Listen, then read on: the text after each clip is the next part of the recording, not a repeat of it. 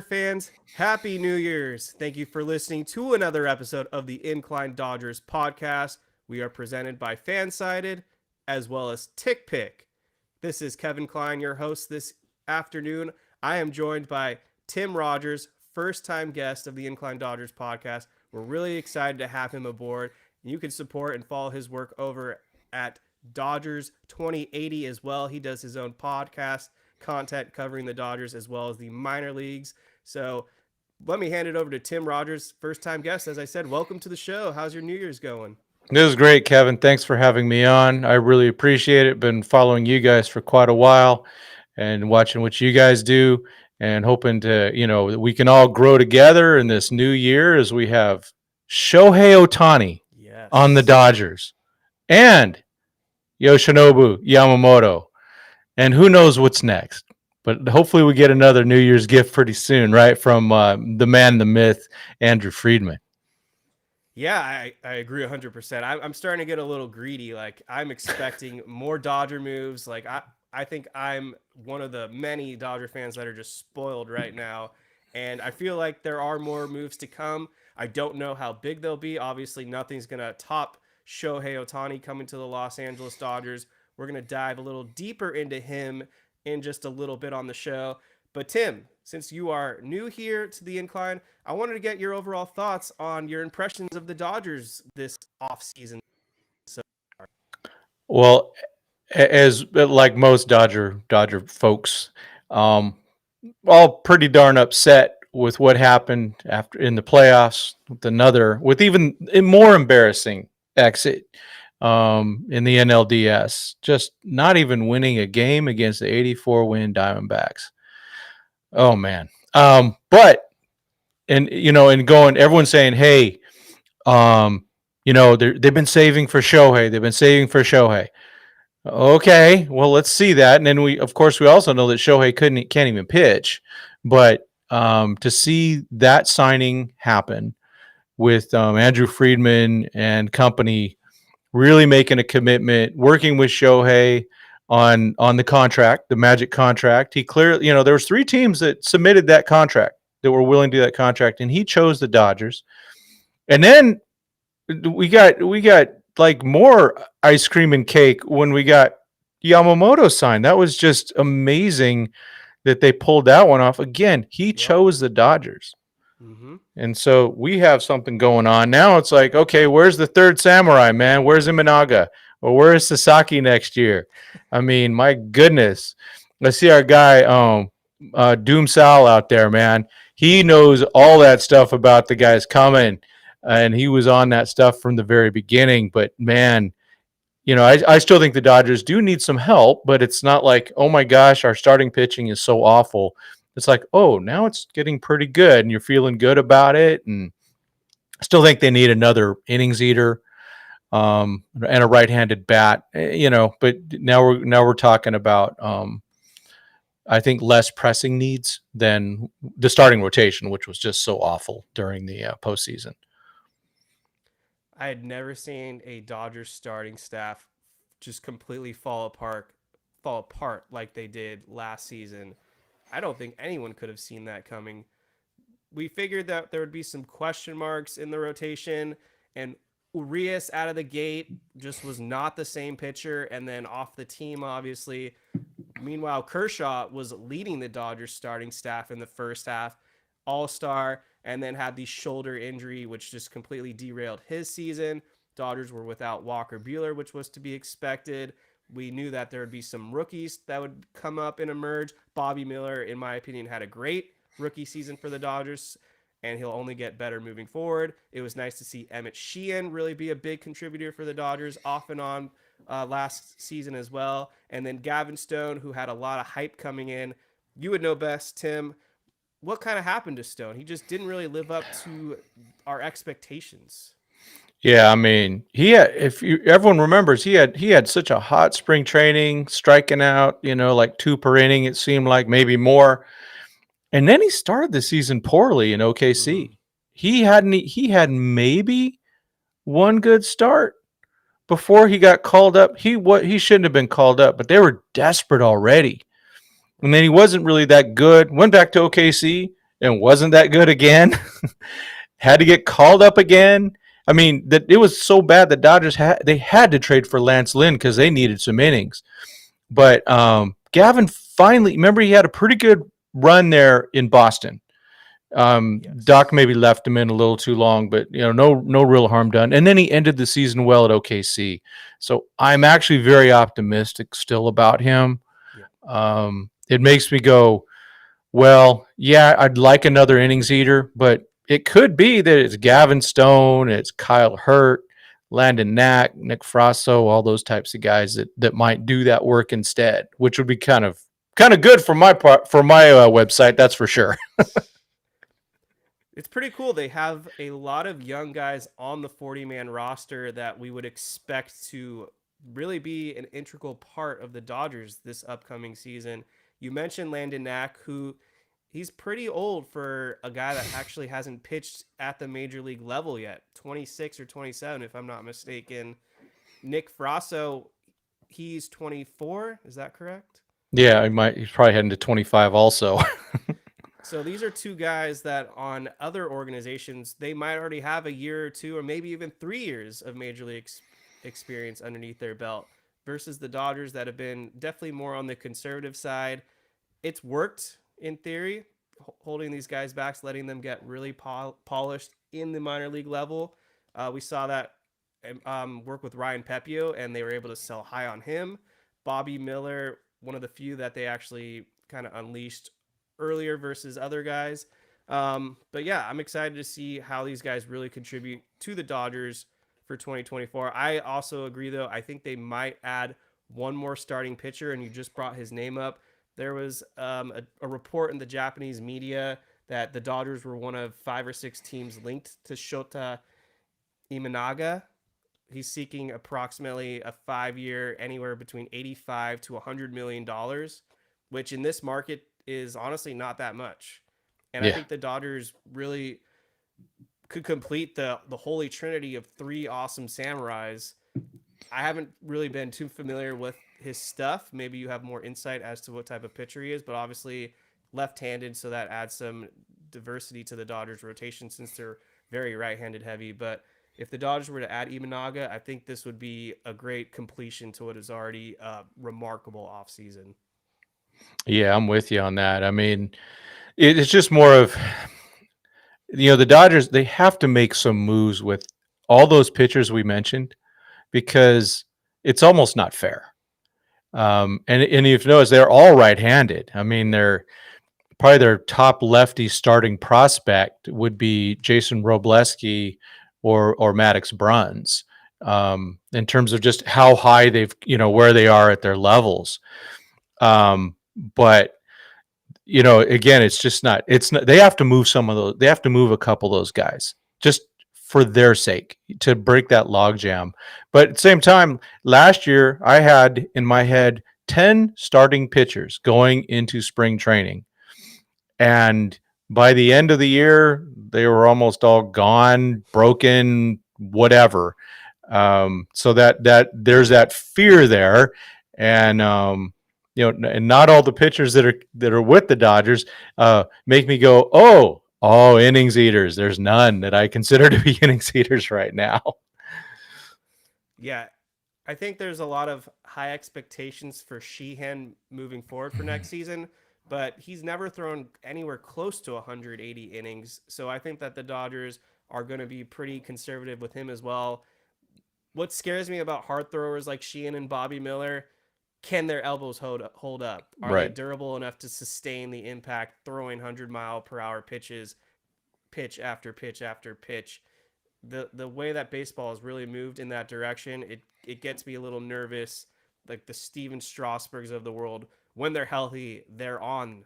And Tyler Glasnow is another great example. But they Mm-hmm. also deal with a lot of injuries, and so that's why I think that the Dodgers they need to load up on starting pitching depth. This is probably not what we're accustomed to in years past, where you've got your 5 starters, maybe you have one more guy, and that's all you really have to rely on for the season. It's just not the same game where you have a whole rotation that you can get 30 starts out of consistently.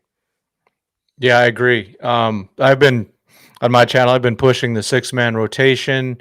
The strain that they are putting on you, and you talk what you were talking about back in the day. Yeah, I'm old, but even a Justin Verlander, when he pitched, when he was in his prime, was not throwing 110% every pitch.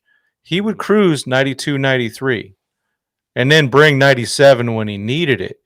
These guys are going balls out first inning, hair on fire, throwing everything they got, and they're not made to go these many innings. So I think a 6-man has to be looked at. They're going to have to Yep. be doing some piggybacking. A guy like Ryan Yarbrough is going to have to get some play. Plus, he's just a different look. But yeah, they're gonna have some. I think every team has issues with pitching. I mean, even Yes. the my unfavorite team, the Padres down here, they had a ton of issues too. They lost Darvish and Musgrove by the end of the year. The only guy that survived it was Blake Snell, Mister Five Mhm. Innings himself. Yeah, Tampa Bay, another team, they got crippled by pitching injuries. I mean, McClanahan, Tommy Mm, John, I believe, Springs, Tommy John, Rasmussen, gosh. another elbow injury. So this is a real serious problem, and this is why I think Yamamoto is going to be such a different element because he's not a hard thrower. He is a pitcher, and he's accustomed to only throwing once a week, so it will be a big adjustment for Mm-hmm. him at the major league level, potentially going twice in a week. But I agree with Tim. It's looking more and more likely that the 6-man rotation is the way of the future.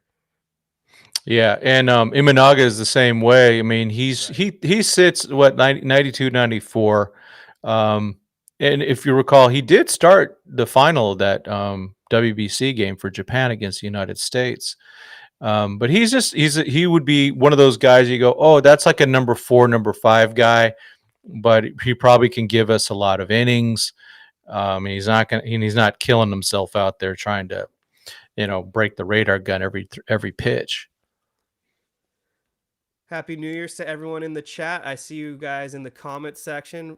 Welcome, Sal. What's up, Justin? What's going on, Dennis? Michael? If you haven't hit that like button yet, please hit the like button. If you're not subscribing to this YouTube channel, please do us a solid and subscribe as well. We're going to get to some of your guys' questions in just a few minutes. So if you want to start crafting them, drop them in the chat shortly. But I want to talk Shohei Ohtani because this man is a Los Angeles Dodger. We're in 2024 now, which means Shohei Ohtani will be suiting up for the Dodgers this year.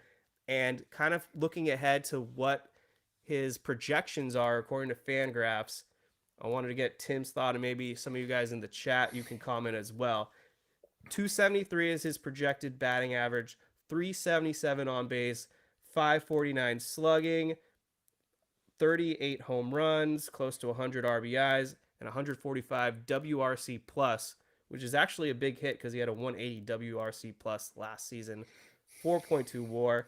Tim, are these projections kind of in mind with what you think? Too conservative? Too high? Let's get it going. Man, crack is whack. That those he's going to a lineup where he might be surrounded by Mookie Betts and Freddie Freeman with a Will Smith in there. I mean, his protection with the Angels, he had Trout, and he missed a third of the season, and some other young guys, but he had no protection, and he went and had 44 homers or whatever it was, and just blew everyone out of the water in the MVP with his offense. I think they're crazy. I think those are really low. It was interesting. So I did an additional research because obviously he was a monster last season. I wanted to kind of compare the numbers to what a Shohei Ohtani post elbow injury season would be Mm. like. Um, I probably have the years. So 2021, he pitched, he hit, was maybe his best season to date. 2022 definitely was more in line with what they're projecting for this season. So in 2022, he hit 273, 356 on base, 519 slugging, 34 home runs, 95 RBIs. And then last season, he missed basically the last month of the year, but he exploded, had maybe his best offensive season to date if he were to sustain it. And Angel Stadium, it's been a while since I've been there, but it's pretty much similar in terms of ballpark length as Dodger Stadium, right? It's not like Right. much. It's not much more hitter friendly by any means. Yeah, and he does like to hit Dodger Stadium. Remember that? I don't know if you Mm. remember hearing that. Well, because they've really worked on getting that background, or in center field, proper. Versus Angels got they got a fountain out there and stuff like that.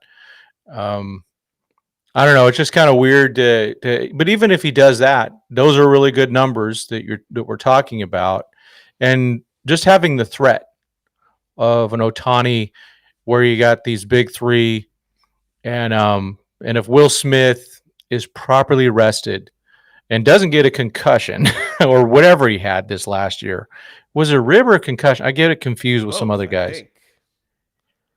think. So all of us, and if Muncy can keep improving, because Muncy did start coming on. I still think he needs to lose 30 pounds. And I'm not one to talk, but I'm going to. You just that the top of that lineup is pretty darn ferocious. If Lux fits in at 9 and can do what he was doing in 2022, all of a sudden that lineup becomes just so much stronger. And the threat, you can't pitch around. You got to pitch. You got to pitch to somebody. Do you pitch Yeah. to Shohei? Do you pitch to Freddie? Do you pitch to Mookie? Do you pitch to Will? I mean, I like what I like. I project higher, and maybe I'm biased. I'll admit it. I think the batting average could certainly be higher. I think he'll hit. I think he'll hit 300. In terms of maybe the home runs and RBIs, I think it will matter if he's batting second or third in the lineup. Mm, I guess that's one of the biggest question marks for the Dodgers right now. What is the top 3 of the batting order? Is it Mookie, Shohei, Freddie, or is it Mookie, Freddie, Shohei? That's right. that's certainly something that'll be interesting. I think 300 batting average from Otani's fair. 38 home runs. I think he'll exceed 40 home runs. I guess the one thing that I still need to understand better about Ohtani is if he's an aggressive base runner. Is this a guy that's willing to stretch singles into doubles or even doubles into triples? I don't know. Yeah, I mean he has the speed to do it. He's not like Freddie, man. Freddie got all greedy on the doubles this last year, man. Yeah. He was going for 2 on a single to center field, which was that was fun. But I was just always concerned he was going to get hurt, going for those personal numbers, which mean nothing when you get one hit during the postseason. Just saying. But yeah, I'd like to see. That'll be interesting to see. I can't recall that. I got a guy on my staff, Ryan Falla. I'll follow up with him to maybe I'll do a little show on that later on that just to get that information. But it's just, again the threat. The threat of all 3 of those guys is significant, and that's who do you pitch to? So this is kind of a follow-up question on the subject is who will benefit the most with Otani's presence in the lineup? Mm, Obviously, Mookie and Freeman are MVP candidates, so I don't know if they're going to really pop off much more, but maybe Max Muncy, this is a good bounce back season for him. His walk rate did decline a lot last season. I did notice the batting average was a little low.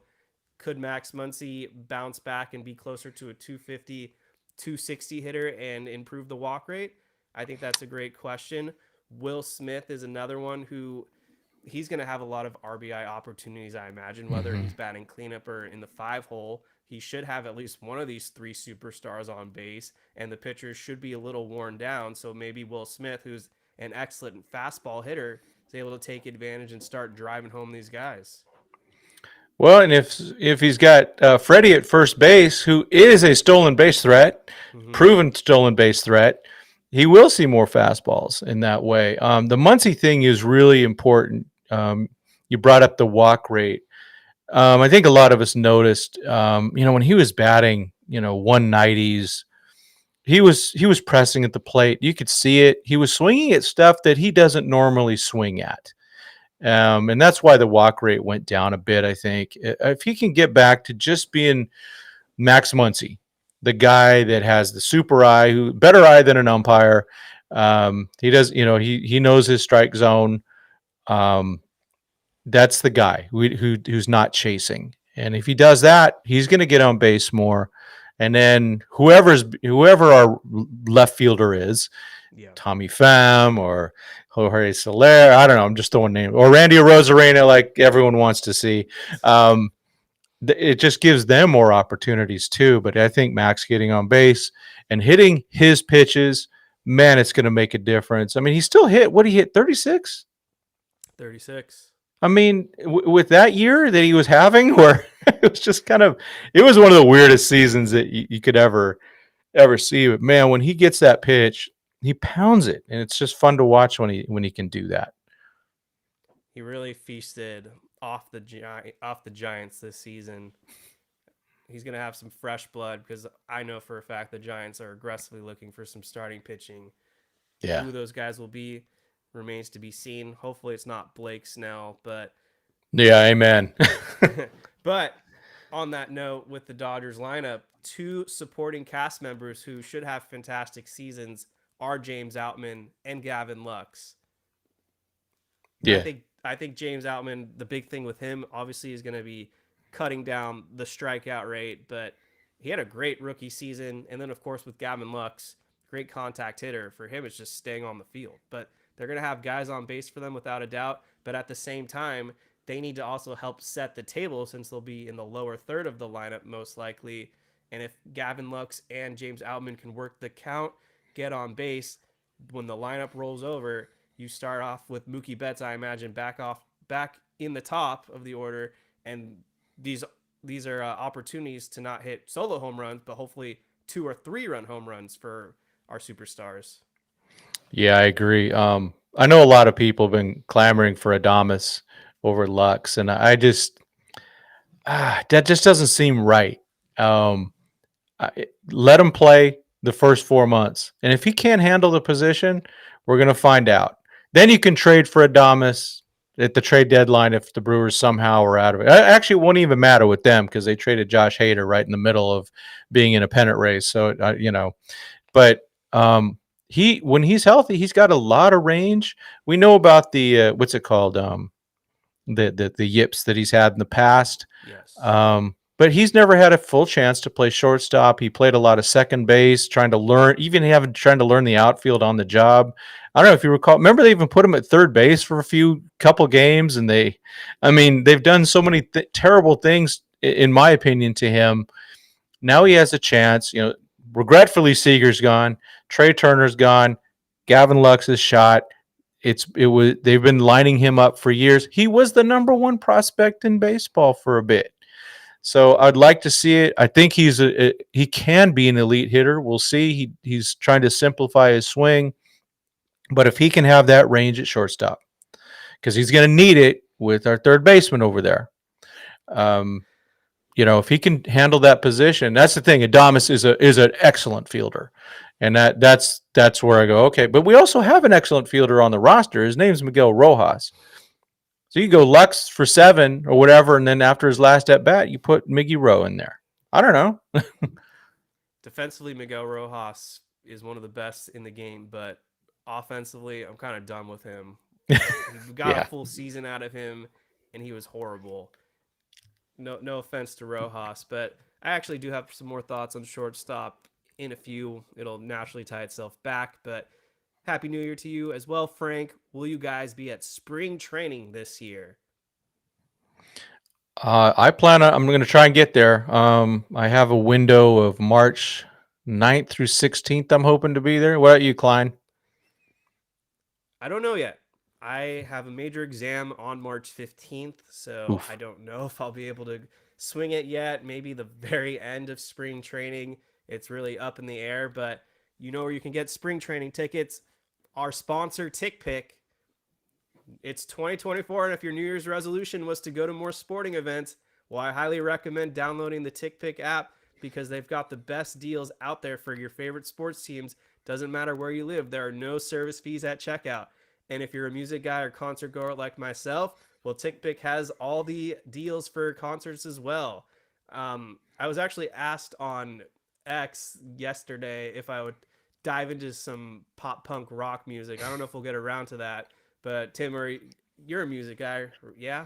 I was gonna actually wear my Blink 182 sweatshirt for you, but it doesn't work with the green screen. So it just looks like it's black. But I am a Blink 182 Angels and Airwaves fanatic. The rest of the pop punk, I go more metal. But like you, I love to go to concerts. I'm going to admit it, and I've said it before. I miss going to concerts more than I miss going to baseball games. There's nothing quite like a concert. I will agree there. Blink 182, they're GOAT status for me. They are my favorite band. Green Day is going to have a big year this year. 20th anniversary of American Idiot, 30th anniversary of Dookie. Green Day are also one of the GOATs for me, so I'm excited for them. And yeah, maybe we'll get back to music in a bit if people ask questions, but I do want to get to some of these baseball related topics. Michael Carrillo. Real quick on music, I ran to Mark Hoppus twice at Dodger Stadium. Now that's cool. Yeah, and he was really nice. He was super nice. It was like first time we saw him, my son and I were just like, we went total fangirl, man. That's awesome. I envy you hard. That was really cool. Michael Carrillo, always appreciate you asking questions here. Would you trade for Lane Thomas? He has 2 years left. If you could get him right now. Yes. We've got a big yes from Tim. Oh yeah. I like Lane Thomas, but to be honest, I don't know if he's the right fit. He's been on a bad Nationals team, coming to the Dodgers, going from a losing culture to a winning culture. Might be a big shock for him. Personally, I think I want guys that have more postseason experience. Tommy Pham, a great solution if the Dodgers could get him on a 1-year deal. I really do think that Tommy Pham could be a nice X factor for the Dodgers lineup, and he has one of the best postseason numbers of active players. And I don't hate the move of Lane Thomas if it's cheap, like they just have to give up a very lesser tier prospect. Sure, why the hell not? Because he can hit left-handed pitching fairly well. What about Adam Duvall? Adam Duvall is a great talent. I do have some concerns that his numbers might be inflated because he's. I have to look up how he did for Miami because he was there briefly, if I'm not mistaken, right? I have to double check, but I know he played for Boston, Hitters Ballpark. Atlanta's a pretty hitter-friendly ballpark. He's getting up there in age as well. I know that he's kind of a chalk pick as a guy for the Dodgers. And I mean, it makes a lot of sense because he's been on a lot of postseason teams. So that definitely checks a major box for me. But if it's a cheap deal, why not? Let's see what Adam Duvall did in his most recent couple seasons. So 247 hitter, 303 on base, but an 834 OPS. That definitely plays. When he was with Miami, 22 home runs, 68 RBIs. This is back in 2021. Then he got shipped back to the Braves and obviously won a World Series. Yeah, Adam Duvall is perfectly fine. Career on base is a little low for my liking, 291, but I believe he did win a Gold Glove for center field. And if the guy could actually catch a ball, Jorge Soler is the guy that I would really go for because that guy's had postseason success. He's a real threat, but I don't know if he can catch a ball in the outfield. Yeah. I'm straight up. I mean, if we had him in left with Max at third, and if Lux's knee isn't 100%, that's bad. So Paul Charles is kind of on the same wavelength as me. Almost slurred there. And I like his idea, which was also my idea. I heard that the Red Sox might trade Trevor Story. There is a report that the Boston Red Sox are trying to shed more payroll. They told a certain pitcher that they're targeting that they need to get some contracts off the books in order to sign him. And there's some speculation that it might be a guy like Jordan Montgomery, who was linked to Boston. I think Trevor Story, he's had a couple bad seasons because of the injuries. I think he'd be an awesome fit for the Dodgers. The contract isn't the best thing in the world, but knowing how these things usually work, the Red Sox would probably pay a good portion of it just to get him off their books altogether. Defensively, he has elite numbers. As much as Gavin Lux deserves his shot, I don't know if I'm willing to risk it with a very questionable left side of the infield with Gavin Lux and Max Muncy as our defensive shortstop third baseman combo. If you could get a guy like Trevor Story, who you insert at shortstop, thus you got to move Gavin Lux to second base. That really adds a lot more stability. I was looking into Trevor Story's Fangraph defensive numbers. He's got a defensive run saved anywhere from 6 to 10 every season. Yeah, no, he. I mean, he was definitely one of the top shortstops. I mean, this whole, being part of that awful Rockies organization obviously didn't help him. Yeah. And then the way the whole Boston thing put him at second because they had Bogarts and just a mess that it's been the last couple of years and getting hurt, of course, that makes it worse. But, someone asked about Chris Taylor. Taylor's probably the left fielder right now. I don't think that's a good spot for him. I mean, he could play anywhere. I don't want Taylor starting in any one position. Mm-hmm. I want him hey, fill in at second base one day, shortstop one day, left field, center field. Just do the Chris Taylor thing and maybe, hit some key home runs. He'll strike out quite a bit, but Taylor's defensive numbers like at shortstop have not been very good, but he's a decent left fielder. Still a good athlete, obviously, but I think they need some a real stick out there. I would prefer more of a full-time trading for a full-time guy. Rosarena is the big dream, but Pham is the guy. I'm all in. People will go, hey, we've got he had those issues with Jock Peterson. He got stabbed and all that stuff. But at the end of the day, Arizona loved him. That's true. And I think there was guys on the Dodgers that liked him too. There are. Mookie Betts really, I think it was Mookie and maybe even JD. They both really wanted him. Yeah. And then, just going back to Trevor Story on my final thoughts, this is a guy that hits left-handed pitching really well. He's basically a 300 lifetime hitter against left-handed pitching, 973 OPS against southpaws. If you could add his bat into the lineup, he's not an outfielder, but you already have Chris Taylor, who's a right-handed bat. You got Mookie Betts, who'd be a right-handed bat. I just think Trevor Story unlocks a whole different animal for the Dodgers, and he wouldn't have to be the face of the franchise. He's a supporting character now, which would Trevor Story as a supporting character just makes the lineup even lengthier. Yeah, and in left field also, I mean, let's not forget they still have, and it's kind of weird, but the possibility of Michael Busch or Miguel Vargas, but also Andy Paez. Paez, man, is super talented. There's a lot of high risk, high reward with him, but they still have options in that way. But I still think they need a right-handed bat because even though Shohei Ohtani replaces JD Martinez, we still need a right-handed bat to replace JD Martinez. You know what I mean? Because it's a very heavy left-handed lineup. Yeah, and I guess it'd have to be an outfielder, I suppose, or the shortstop. I don't think Margot and Rojas survive this season. They might both make it opening day, but I have a hard time seeing them both being on the roster post-trade deadline. Unless one of them really turns it, unless they both really turn it around, I just don't know what value they're going to bring. Miguel Rojas obviously makes a lot of sense as a defensive replacement, but what are we going to get out of Manuel Margot?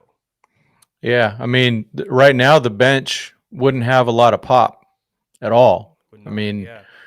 If your bench is Rojas and Margot and Barnes and then whoever else, there's no pop there. There's no fear there. So I'd like to see the bench get stronger. And just to even because if they're going to do the platoons, and they will do some platoons, you want to have someone off the bench that could hit the ball out of the ballpark. And Margot is I look at as a defensive replacement type guy, and he's a solid major leaguer, but mm, does he fit on the Dodgers? I don't know. I think that as we can guess, that was just a throw in to make the trade happen, which I'm glad they did. Just whatever it took. And then, Rojas is not a hitter; he's a fielder. So that's three defensive replacements. Because that's what Barnes is too. Barnes is, obviously an excellent handler of the pitching staff, and probably in my opinion, one of the most respected guys in the clubhouse. Yeah, Danielle Finn agrees with you that the bench is awful. Dennis Gonzalez, regarding an outfielder, would Christian Yelich be a good trade option to get? I've answered this one before. I like Christian Yelich. I think he'd be awesome for the Dodgers. He's a left-handed bat, and to me, that doesn't matter because Christian Yelich is Christian Yelich. It would have to come, though, with a discount in terms of that contract. I don't think the Dodgers should have to pay for the entire contract, but this is a Southern California guy. I'm pretty sure he probably liked the Dodgers at one point in his life. He's from the Thousand Oaks, Westlake Village area, so it'd be at homecoming for him. He at one point had great numbers at Dodger Stadium. I don't know if they've sustained, but an MVP. This would just make the entire league mad because they'd trade for another former MVP, and now all of a sudden you have Mookie Betts, Freddie Freeman, Shohei, and Yelich, who are 4 MVPs in one lineup. Yeah. If it's part of a Corbin Burns deal and we don't have to give up the ship to make that happen, I'm in, because I think he's still productive. And as a left fielder, he'd be fine for now. There's still, I think, 4 years left on his contract. It is a bit, but if they're going to pay some of it, the Dodgers do one thing. The Dodgers do have, they got a ton of prospects, and they need to move some of them. And maybe that happens. I don't know. I think I talked about that too. I have a bias towards Christian Yelich. I think he's a really good player, and I've always liked him. I wish the Dodgers would have gotten him after 2017. That's for sure. But yeah, if it enables us to get Corbin Burns especially and not have to give up Emmett Sheehan type guy, then I'm in. He wouldn't hurt. That's for sure. We've got a lot of Miguel Rojas chat going on. I mean, good for you if you really like Miguel Rojas, but what offensively did he show you, in my opinion, to really want you to believe in him next season? He had a WRC plus like in the 50s most of the year. And he didn't really hit lefties that well. But yeah, I mean, he's a fine bench piece, but the Dodgers can easily upgrade. If it's Adames at the deadline, I'll take it. If it's Story, hell yeah. I think Chris Taylor, I would rather have play more shortstop than Miguel Rojas next season, but that's just my opinion. Yeah, for me again with Rojas, it's more of let Lux get his at bats, and if the Dodgers are ahead, then you put Rojas at short to end the game. And I'd like to do the same thing with Muncy. That's one of the reasons I have been a fan of re-signing Kike Hernandez, because Kike is a really good third baseman, way better than Taylor is. And to have that defense better at the end of the game makes a difference. But you got to be ahead, and the order needs to come around, because you don't want to throw away Max Muncy at bats or Gavin Lux at bats to get a defensive replacement in. But just to have them in at the end of the game, especially if you've got a pitch like Gratterall. Gratterall pitches to contact. It's a lot of weak contact, but I want a good defense out there when that ninth inning rolls around. But that's what I see the role as. If we're counting on Miguel Rojas to be a starting shortstop for the whole year, or to play a lot, and like we just said, the bench, he provides no offense off the bench. I mean, ops plus of 66 or Yeah, 65. Yeah. that's just unacceptable. Yeah. It's not going to work. Got another question right here. Then I actually wanted to dive into some reliever chat for a few minutes, and then we'll get to some more questions and answers in just a few minutes. So if you guys got some questions you want, feel free to drop those in the chat. This is coming from Trey B. Which trade is more likely, a Dylan Cease or Shane Bieber trade? Well, the Braves are out on Cease. Yeah, actually, I keep meaning to bring him up. What are your thoughts on Chris Sale going from the Red Sox traded to the Atlanta Braves? Um, they got him for basically $10 million Yeah. and a shortstop prospect. So obviously the Red Sox might be looking to trade somebody that plays shortstop. We just talked about. Um, it doesn't hurt, especially since the Dodgers are historically and continue to be weak against left-handed starters. That's just the way it is. And so but at the same time, Sale is 35. He breaks a lot. I mean, he's Yeah. what, 6'4", weighs about 120 pounds, throwing, throwing way beyond his body. Should be dealing with, just physically to handle that. He's due to break again. But he's a I wouldn't have minded him, that's for sure. To have Chris Sale coming in periodically, that would be nice, but he's something you can't count on. With him and Charlie Morton, you've got good luck. Yeah. Yeah, Chris Sale just isn't longed for this game anymore to sustain an entire season, but he is certainly scary if he's healthy for the Mm-hmm. postseason. The Dodgers have obviously faced him before in the World Series. We got to him one time, and then I don't think we got to him the second time when he came out of the bullpen. But I distinctly remember game one. I believe the Dodgers got 4 runs off of him, and Matt Kemp took him deep. Right. But this is a great point by Tim that if we are facing Chris Sale, we don't want to roll out a lineup that's just mostly lefties, even if they are great, like Freddie Freeman and Shohei Ohtani, Gavin Lux, James Outman. We probably do want to have a for sure lefty killer in the Dodgers lineup. This typically comes into play in these series matchups when you have the unexpected guy who just hits lefties well throughout his career. You need one of those guys in your lineup. Yeah, and Tommy Pham and Kiki Hernandez are two of those guys that do that. Yes. There's more out there, and Lane Thomas is another guy that crushes lefties.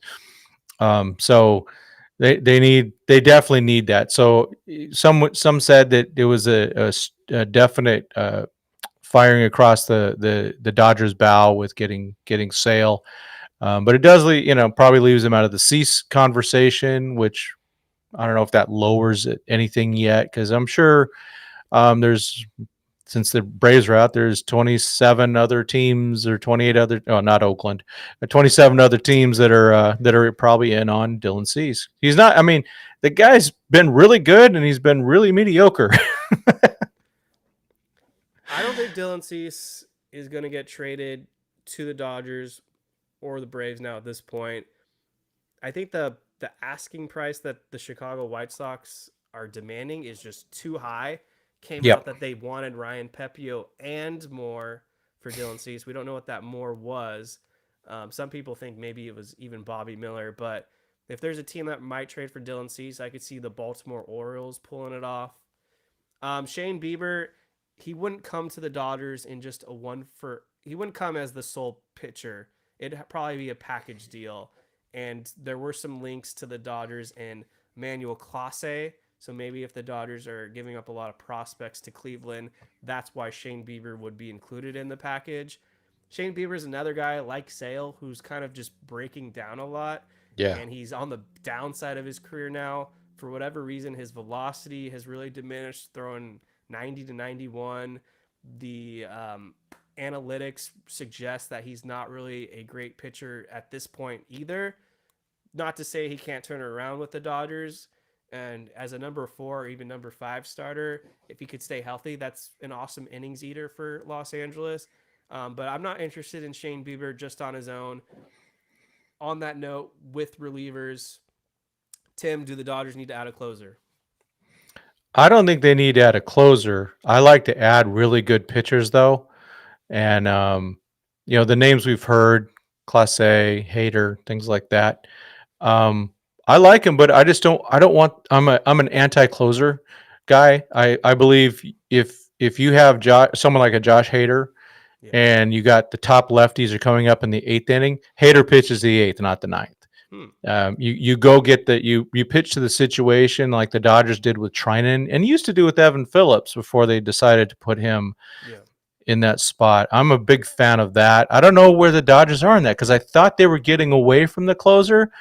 And then all of a sudden, at the end of 2022, Dave Roberts is asked, "Why didn't you pitch Evan Phillips in Game 4 of the NLDS?" "Oh, we were saving him for the ninth." Yeah.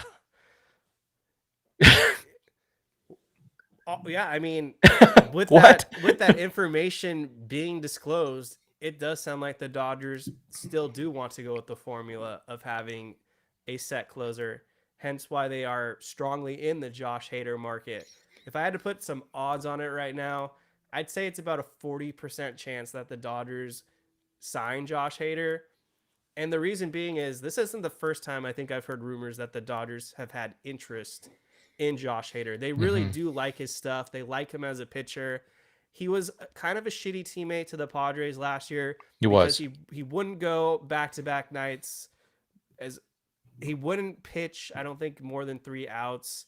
And this was for selfish reasons because he wanted the big contract.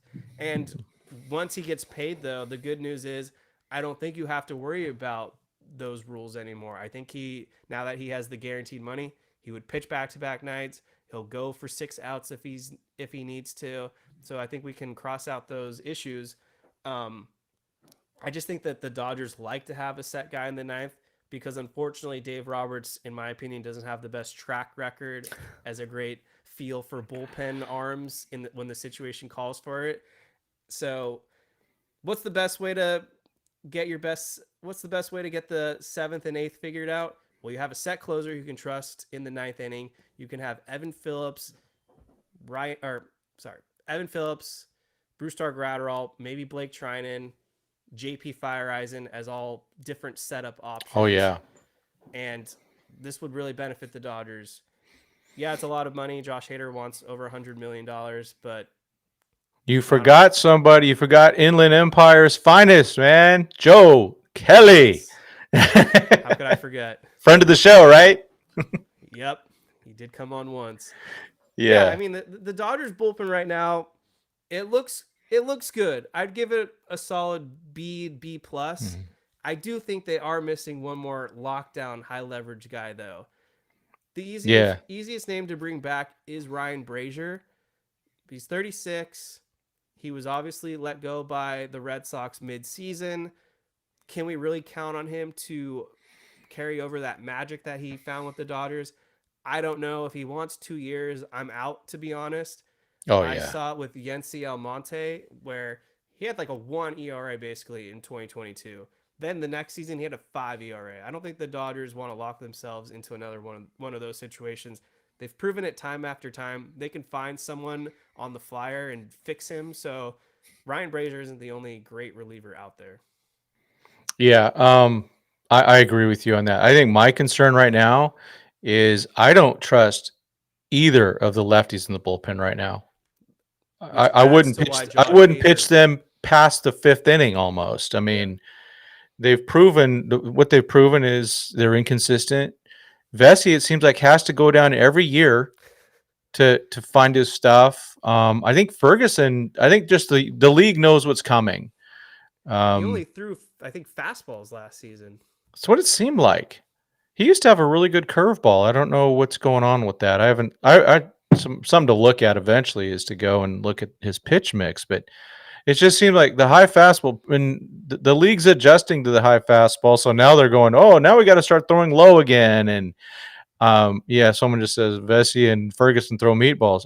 Yeah, I'm not disagreeing with that. But yeah, I think the starting rotation, a lefty, not having a lefty doesn't bother me. Right-handed, it bothers, or in the bullpen, it really does bother me. I think they need at least one left-hander you can trust to get left-handers out. Yeah, that was a huge issue last season, and they had to let go of Brian Hudson. So we'll see if he's able to come back to the Dodgers organization. That's why I think Josh Hader makes a lot of sense. Yeah. Even if he's not closing every night, there might be a situation where you have the Braves come up with Matt Olson in the eighth inning, and you want to go with Josh Hader in the eighth to face, or Bryce Harper in the eighth inning. There you go. You got Josh Hader. Yeah, it's a lot of money, but if he does his job, he will get these guys out. Versus, I don't really want to trust Alex Vesia in the eighth inning. No. I don't know if I want to trust Caleb Ferguson again in the eighth inning if he's only going to throw fastballs. Like Tim said, he ditched the curveball. We don't really know why. It's not like it was a bad pitch, but for some reason, he just only threw fastballs last season.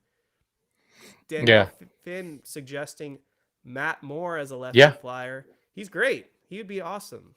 Yep. I think I would take that in a heartbeat right now. and and plus Ferguson, he only has one more year until free agency, I believe. So that's another thing. I mean, he's been around for this long, and he is what he is. I thought before he got hurt, I don't know if you recall, but during 2020, he was so good, and then everything fell apart. He had his Tommy John. Yeah. And I just don't know if he's getting that back. I was saying on this podcast that Caleb Ferguson in 2020 was just as effective as Josh Hader. Thankfully, they were able to overcome his injury. Other guys like McGee, Kolarek, Wood, probably blinking on one other guy, but they all stepped up in the postseason as lefty relievers. Oh, Victor. Yeah. Well, he was the biggest of them all. How could I forget? Yeah, Victor Gonzalez was massive. Yep. Yang Yi asking a really difficult question. Imanaga or Hader, if you had to choose one? I'm going the lefty reliever, man. I got to go Hader. I think they need it. I think I'm going Hader as well. Yeah. Only because see that one there from Bob? I have no idea if this is the real Bob Nightingale.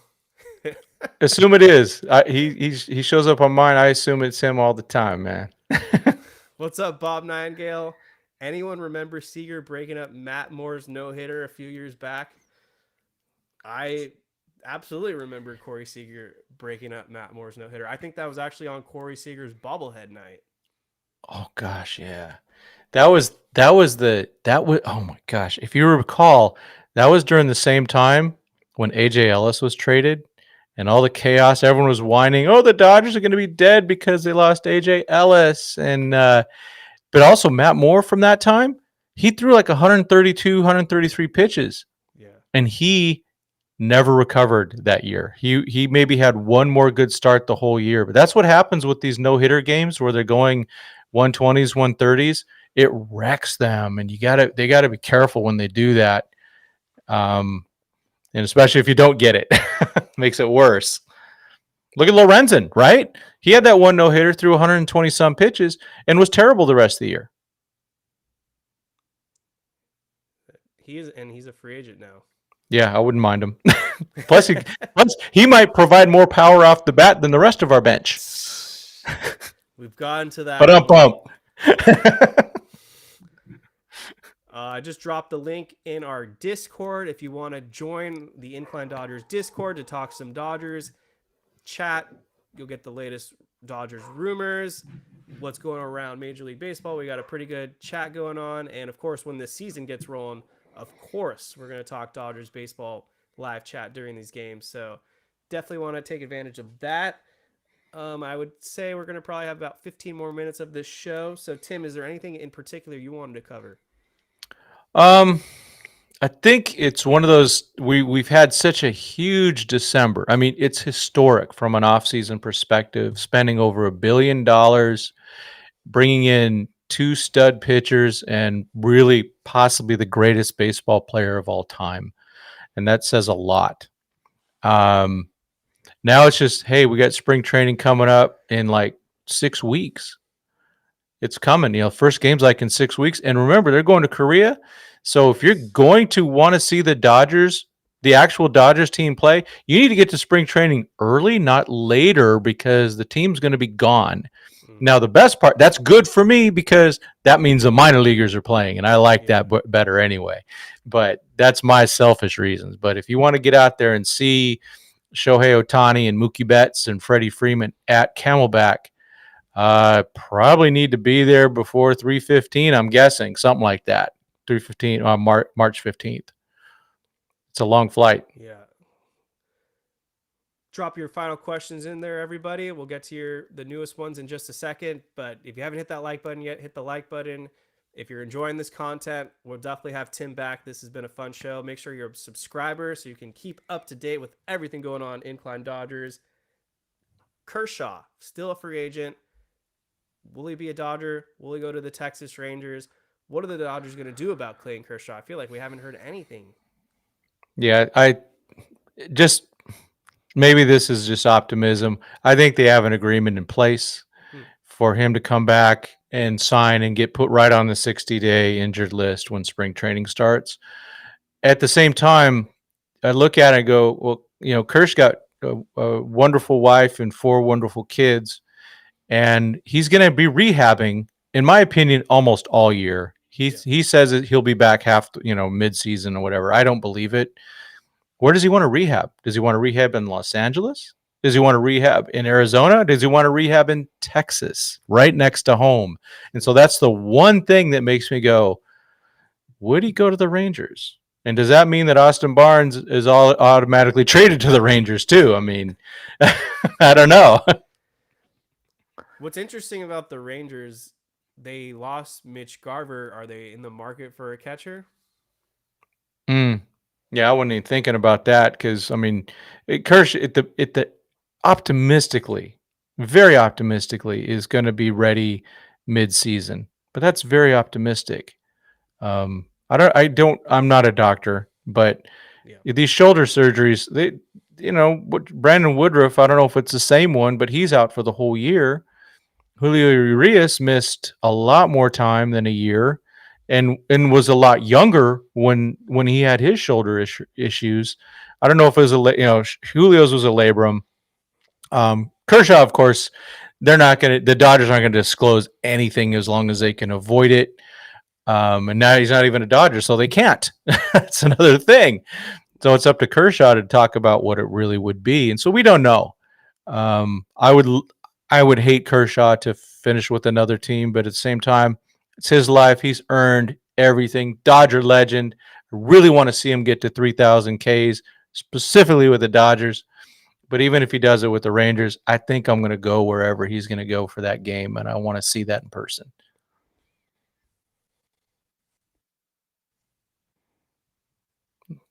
Oh, you're on delay. You there? um. Yes. It's Can you hear freezing me? a little bit. You seen that? Yeah, I do. Yep, Yeah, I my got you. my network connection's a little shaky right now, but hopefully everyone can hear me. I will just continue talking on. Yang Yi, Gavin Lux, and Emmett Sheehan for Corbin Burns and Willie Adames.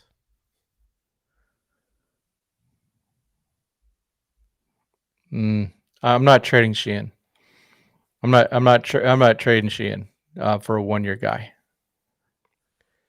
I Just can't mean, do that. yeah, it's a fair trade. I think I think I would do it, but from what I'm hearing, the Brewers aren't looking to sell these guys right now, so it might be a trade we'd have to revisit come the major league trade deadline. Yeah. I just think it would suck if they trade Emmett Sheehan. They're gonna have to sign Corbin Burns long term. I'm not gonna trade Sheehan for a rental, but if Corbin Burns agrees, kind of like Tyler Glass now, it'll be Mm-hmm. tough because Boris is his representative. But if they can get that extension in place, it makes the deal much more worth it. Yeah, I agree with that. Yeah, I was against the Glasnow trade, giving up Pepio, but when I found out that there was a contract extension, and then it made a lot more sense. And Totally. you can't be giving up 6 years of Emmett Sheehan for 1 year of anybody. Yeah, Emmett Sheehan is too talented. Yeah. We'll play a little prediction game from Justin Yamas. Where does Blake Snell go? I'm just going to do quick flyers. Where do you think Snell signs? I think it's Giants. I hate it. I agree. Where does Jordan Montgomery sign? Red Sox. I agree as well. Matt Chapman, where does he sign? I think he goes back to the Jays. Maybe that's wishful thinking. I think he goes to the Giants. You do. Gosh darn it. Last one, Cody Bellinger. Where does he sign? Former Dodger MVP. Back to the Cubs. I'm going with the Angels. Oh, okay. That'd be fun. I'm good with that. As long as it's not, I just don't want to face them on the Giants or the Padres.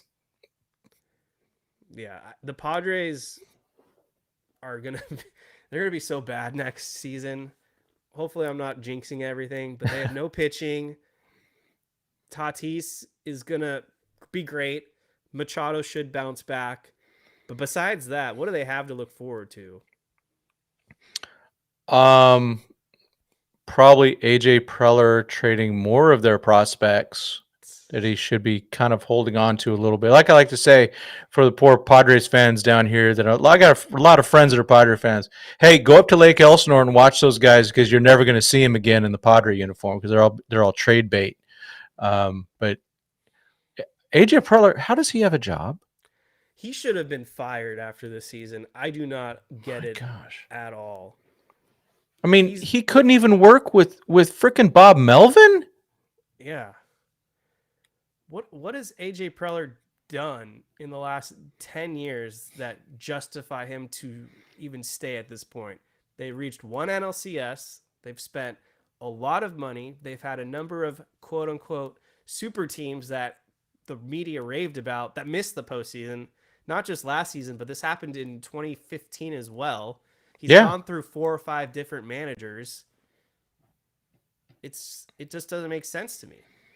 Yeah, and the contracts that he gave out to Bogarts, Darvish, and Cronenworth are criminal. Those are so stupid.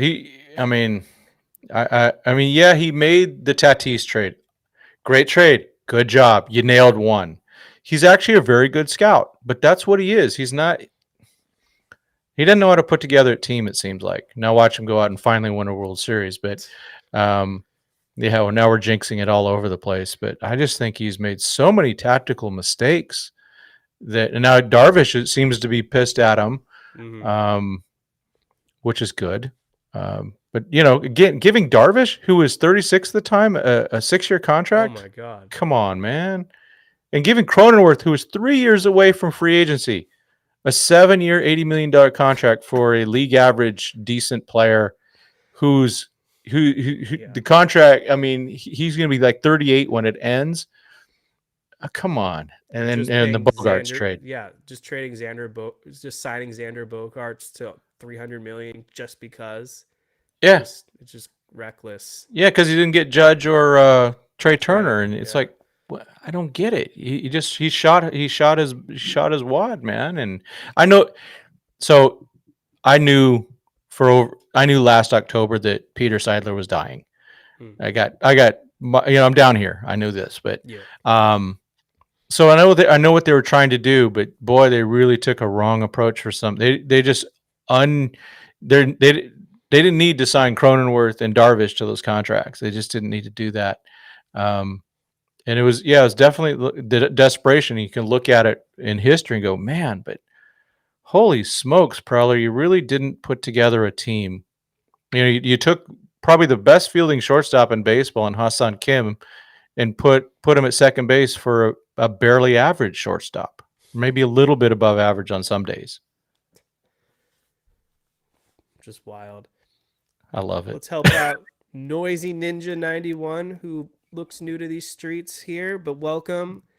This is not a dumb question, so we'll answer it. What does it mean when you say the lineup provides protection to Shohei? You want it or you want me to get it? You can answer it. All right. So when you're the best hitter on the team, and let's say that you're well above everyone else on your team, then the pitcher is going to go, I'm not giving Shohei any pitches to hit. And if I walk him, it's okay because the guys behind him can't do any damage. They're not real threats. But when you put Shohei, like they used to have him, in front of Mike Trout, he had protection because Mike Trout is an all-time great hitter also. But now with him on the Dodgers, he's got future Hall of Famers behind him, possibly, and in front of him, um, or maybe or Will Smith, but all-star caliber, well above average, really good players. And I'm not well above is just not saying it right. Really good players, good to great players around him. They have to pitch to him, or he's going to end up on base, and then Freddie comes up and hits a double and he scores. So with the protection that he has, they have to pitch to somebody. And if they don't want to pitch to Shohei, then you got to pitch to Freddie. If you don't want to pitch to Freddie, then you got to pitch to Will. It just adds up, and it makes that lineup become more of a threat because you can't just ignore and go, well, let's just walk Shohei or not give him anything to hit, and then we'll worry about the rest of the guys. You can't do that, at least with top 5 hitters. Couldn't explain it any better. Dennis Gonzalez, what's the better upside, trading for Corbin Burns or signing Jordan Montgomery? I would take Jordan Montgomery. I think he is basically the 2020s version of John Lester. It seems like every time he goes to an organization where there's more pressure, he steps up. He's got great postseason success. He also just is the type of guy that he doesn't throw hard, so he's durable. He's able to give you great amount of innings every season, and he's a winner. It is a little concerning that he did just win with the Texas Rangers, so hopefully there's no World Series hangover. But if you don't buy that narrative, I think Montgomery would be an excellent fit for the Dodgers, and he's a lefty. Yeah, and I always like to say it's not my money, but they are my prospects. So trading for Burns is going to cost a lot. Montgomery doesn't even cost a draft pick because he was traded in the middle of the season. So it's just money. I think Montgomery is a good solid 3 and would start in the playoffs.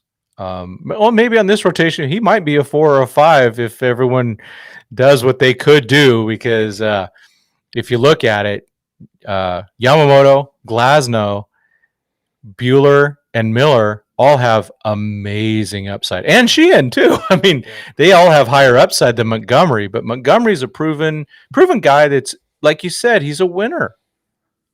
Absolutely. I like that. A good question from Bruce Davis. To the point, what's next for the Dodgers?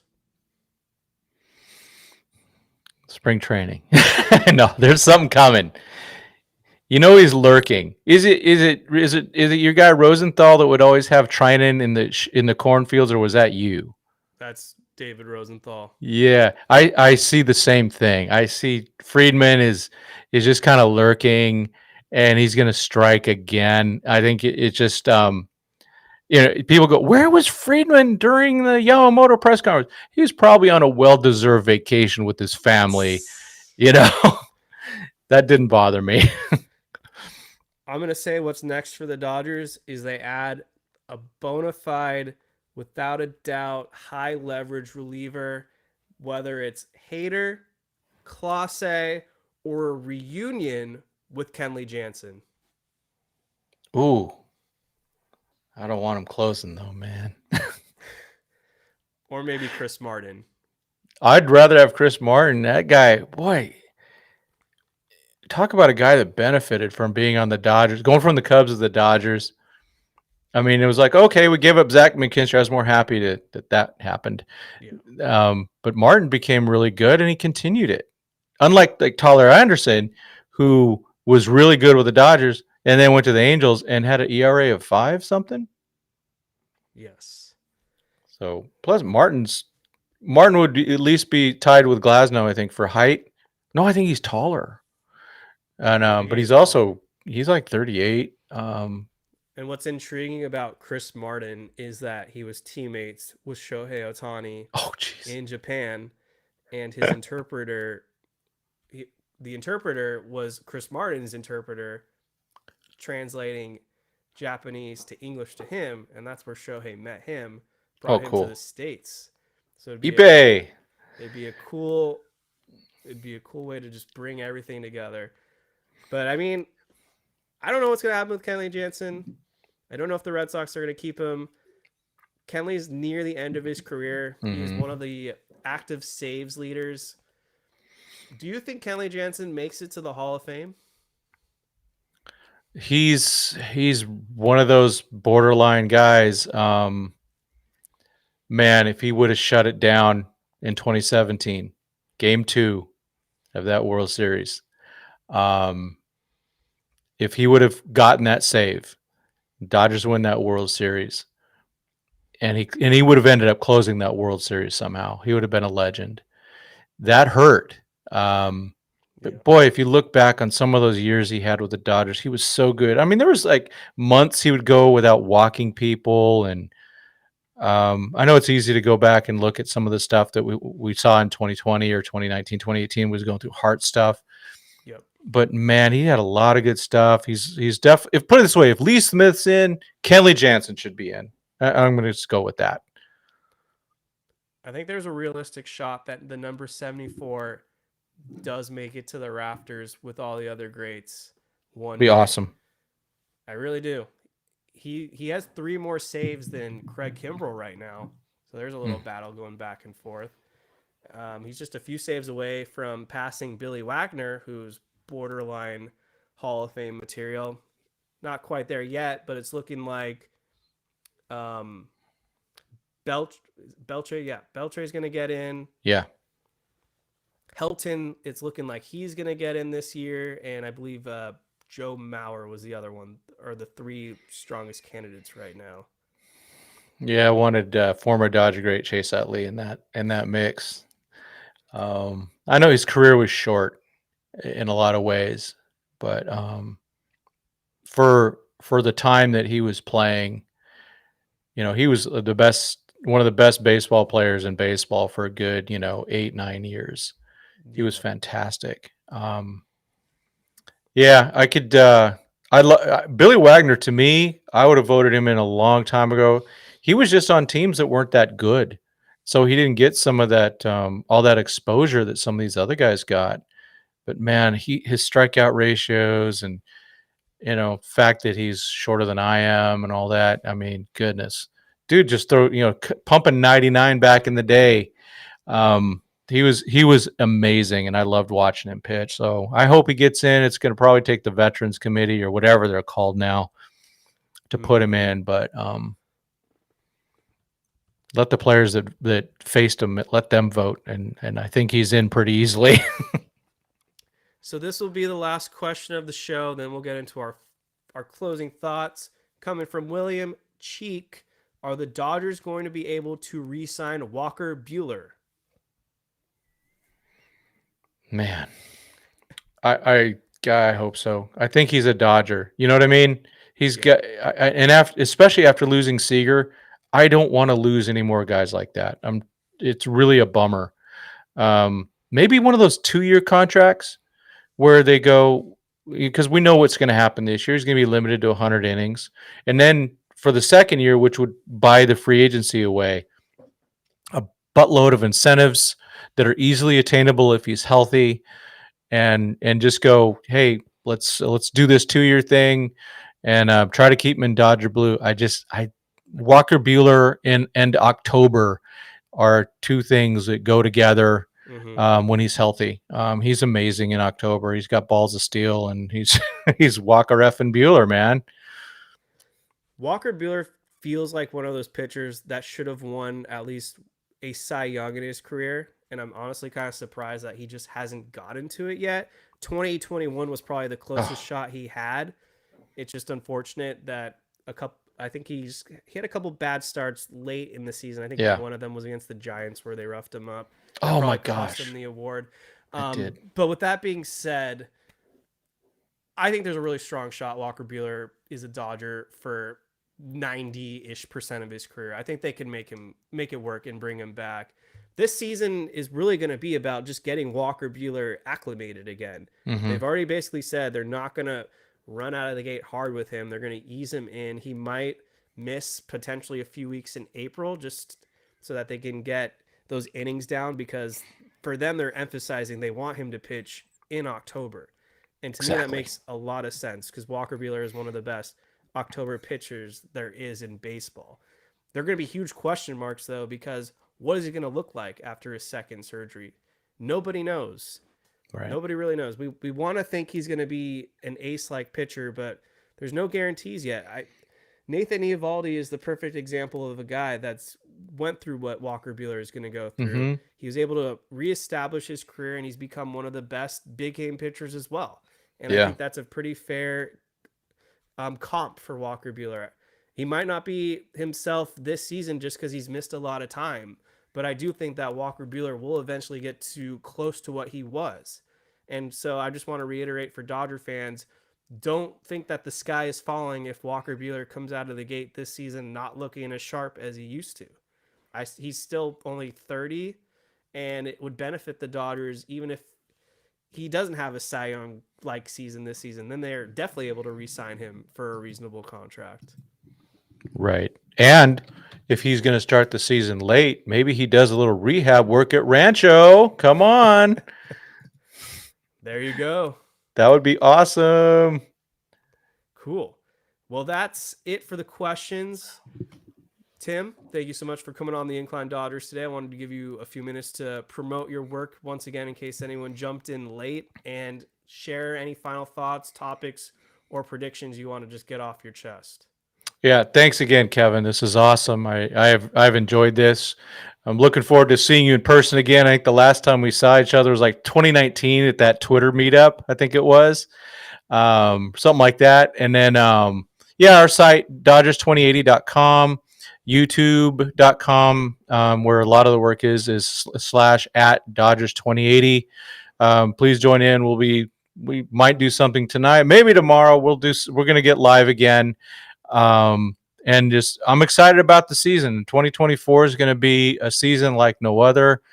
No promises, but I think we're all looking forward to a parade, getting to celebrate a championship. We enjoyed something in 2020, but like everybody, there's that gap of going, we didn't really get to celebrate, did we? We got to enjoy it at home, but I want the parade. I want Kershaw to be there for the parade. Yeah. And that's kind of that's that one thing that just no one deserves that parade more than Kershaw. As you know, he was part of that 2017 team that got robbed. To be honest, I had my plans ready to go, man. I was ready to get to the parade. It was going to be on a Friday. I had it all set, man. But let's get that parade. It's going to be exciting. Spring training starts soon. Andrew Friedman lurks. And to be honest, all these Dodger sites, we appreciate everyone following along. Please make sure to like, subscribe. What's going on here at the Incline, and yeah, let's just keep building these channels. We've all got a nice bump with the Shohei Yamamoto December to remember.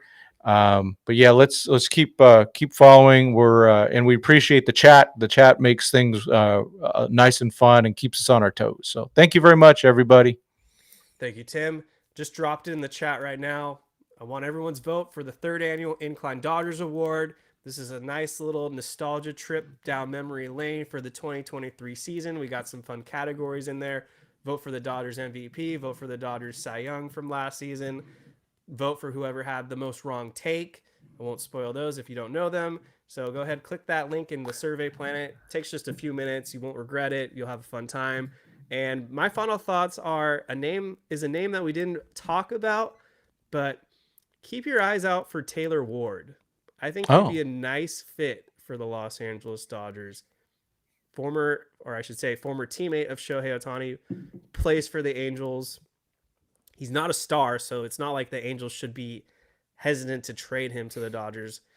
I think he'd be a nice right-handed bat, and I think he's kind of what the Dodgers are looking for. I like it. On that note, everyone, welcome to 2024. Happy New Year. And like Tim said, follow both our channels. Be a subscriber. If you're on the audio feed, follow us on there.